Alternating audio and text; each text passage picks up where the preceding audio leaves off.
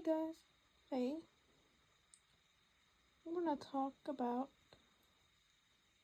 what's happening right now and how I think it might be at the best situation, a test for the big event that they're planning. As of right now, there's been hurricanes hitting Florida, that region. They're like high level. I heard level 3, I've heard up to level 5. And my area is getting the whiplash of that. So, power's been out for a few days now. We've learned how to manage, but the end doesn't seem to be in sight for at least a few days. And it isn't just, our power's out, right? It's a big regional thing. There's been restaurants closed, even Walmart's closed. I ain't even able to work tomorrow because it's closed.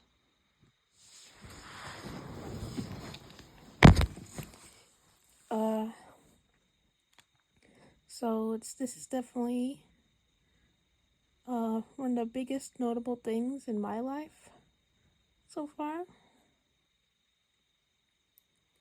And it's not been ideal, but there's at least the creative aspect I enjoy when it comes to learning how to, preserve food and entertain oneself in this time. It's a lot of work, but, I don't really mind work. It's better than being bored, at least. But what's scarier to me is the idea that this could end up being a forever thing. Though I don't think that's what it is now. I think they're just testing the waters. But you would have to think, well, we're managing fine now because it's only been a few days. But after months, eventually we run out of food, run out of fuel, and then what would happen? It really wouldn't be good. And I remember a few years back, people were predicting a tsunami would happen in LA because of some kind of sport symbol. I don't really watch sports, but that's what people were predicting. I would say this is pretty darn close to that. Yeah, I do believe there's predictive programming. I think they try to make it confusing so you can get the wrong interpretation. So, it wasn't a tsunami, it was a hurricane. But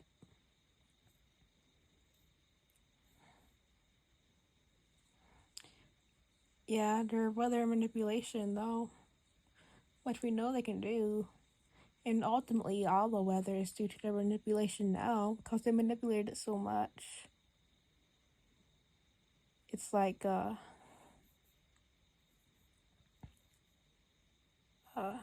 you think of a metaphor.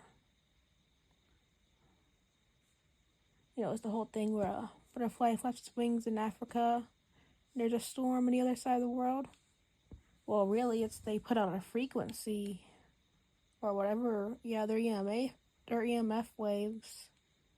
And there's a storm on the other side of the world. That's really what it is. Don't blame the poor butterflies, man. But yeah, this is just some thoughts. I guess so I don't have to talk for another video. I'll also just say this here. I've had some thoughts about 5G. We know it's not good, but when you're in a situation like this and that might be the only thing you can get to try to, I mean, not just for entertainment, but to try to, be able to communicate with other people. You need to be able to rely on it. But in a lot of areas right now, well, first of all, its cell tower went down, so that explains it. But it's also just been generally real bad, real slow. And you would think getting 2 bars, it would be at least half as fast. So it would be 4 bars, but I don't think it's half. I think it's less than half, but I think they make it more purposely slow so people will want, yeah, let's get 5G, it'll be faster. But really, it just gives bad health effects, and we're already on 5G.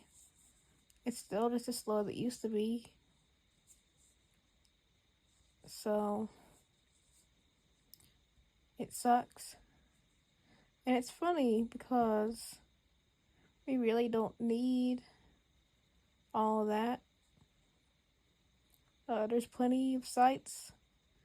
They'll put it behind a freaking paywall, but you can get offline content there.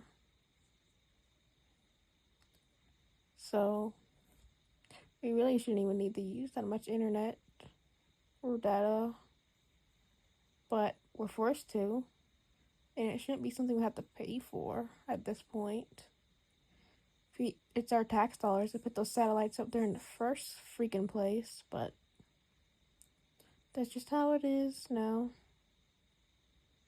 I hope this system collapses in itself, but I hope it's the Ziles in the middle of it that feel that weight dropping on them. I really do hope there is some kind of hell for them. But yeah, that's today's video. Man, I'm tired. But this is Lucid Daydreamer. Keep dreaming on, y'all.